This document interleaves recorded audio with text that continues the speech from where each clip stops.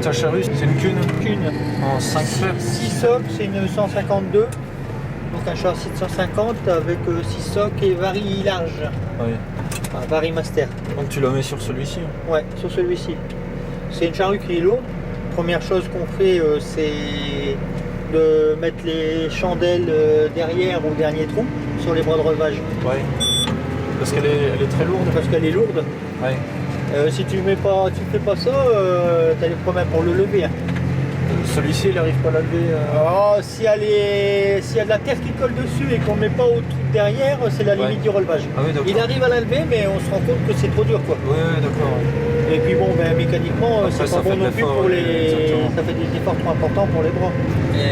J'ai entendu parler que ces charrues-là, le problème, c'est qu'il y en a beaucoup qui enlèvent un soc parce qu'ils n'arrivent pas à les soulever. Donc 12-20 pouces. Alors 6 corps à 20 pouces, c'est pas compliqué, c'est 3 mètres de large. Oui. Et le labour, il est le même? Enfin, je dis qu'il est le même. Qu'on tourne, j'ai déjà entendu plusieurs remarques, mais pour moi c'est la même chose. Ce qui va faire des différences, c'est la vitesse. C'est la vitesse de labour qui va plus ou moins imiter. D'accord. Mais ton labour, il est propre en 12 pouces comme un 20 pouces? Ouais, aucun problème de ce côté-là. Sauf peut-être dans certains cas, si on tourne à 12 pouces, si on a des étoiles de maïs, c'est possible que ça se recouvre pas bien. Oui, mais parce qu'il n'y a pas assez de volume de terre. Voilà, mais le problème, c'est que bon, on s'en sert pas non plus à 12 pouces, ou alors pour rattraper une petite pointe ou un... Oui, d'accord. Mais en règle générale, il y a... de toute façon, je laboure 90% du temps en 20 pouces. Parce que si on tourne, admettons, quand c'est un peu lourd, à 16 pouces ou 14 pouces, on va dire, si c'est trop dur, elle est quasiment aussi dure à tirer.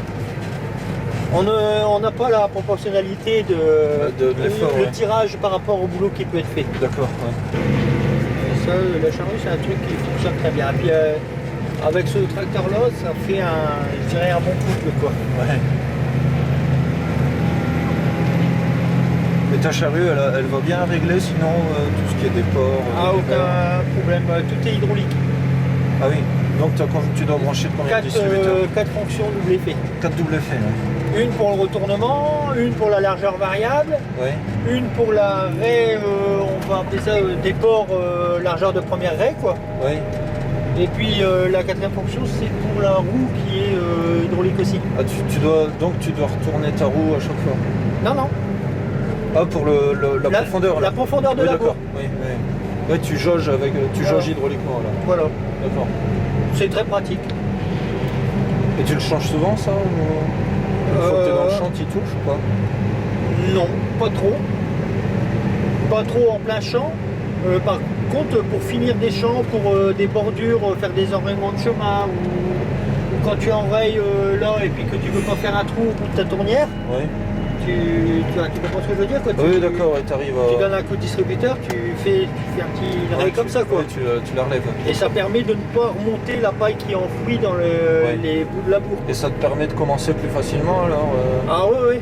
Si tu veux un coin de champ, enterrer ta charrue rapidement ou pas, selon si tu veux pas abîmer le voisin, tu remontes ta roue, le dernier sac il ne prend pas, et quand tu arrives dans ton champ, tu l'enterres et puis... Ah oui, d'accord. Ouais. C'est très très pratique ça.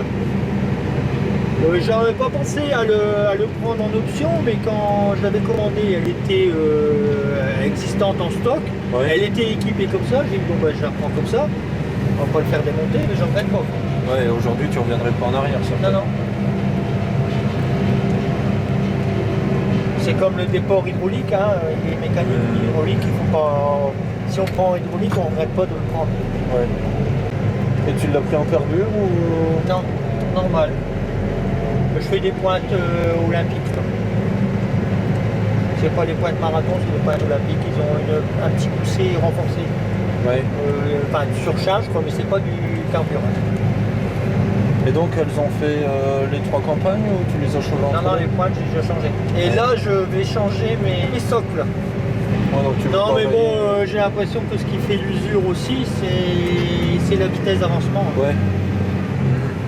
C'est comme on parlait tout à l'heure, la